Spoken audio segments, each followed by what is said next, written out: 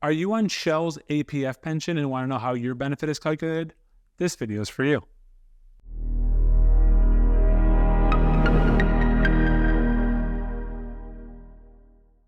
Many people at Shell are on the Accumulated Percentage Formula Pension, also known as Shell's APF pension. If you hired on January 1st of 2013 or later, this is your only pension option.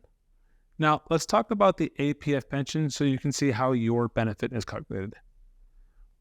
It's going to be easier if we walk through a hypothetical case study. So we're going to walk through a case study for Jane. Now, we talked about Jane in the last video, talking about the 80-point pension, and we're going to use the same statistics, except for this time, she spent her entire career on the APF pension. So Jane hired on at age 25, and then she has 30 years of service before retirement. So therefore, she retired at age 55. When Jane retired, her average final compensation, meaning these average 3 years of her base and her bonus, was $333,000. Of course, we're assuming that this occurs in 10 years because Jane's 45 today. So now that we know that her AFC is $333,000, we need to calculate her accumulated annual percentage. Now, the easiest way to do this is to look at the table in the Shell Wealth SPD, or the one that is also on the screen right now. So as you'll see, it starts at 3% per year and then goes up from there all the way to 16% per year.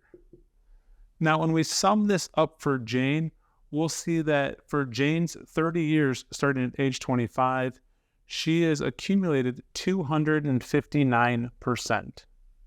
Now, we'll multiply that by her average final compensation, which is $333,000, and we get a pension value of $862,000. Now, different than the 80-point plan, this is the lump sum amount. This is not what she gets per year. If Jane chooses to take this in an annuity, that value will be much smaller and will be calculated based on interest rates at that time and what age she selects this for. Now, if we look at apples to apples, the 80-point annuity will be much greater than the APF annuity. Now, with Jane, since she retires at age 55, being 25 when she started and having 30 years of service, taking this as a lump sum in cash will be a high taxable impact. Therefore, Jane may want to consider rolling it into her Shell 401k or into an IRA at retirement. If you have questions about your APF pension, want help calculating the difference between the 80-point plan and the APF plan, please reach out to me.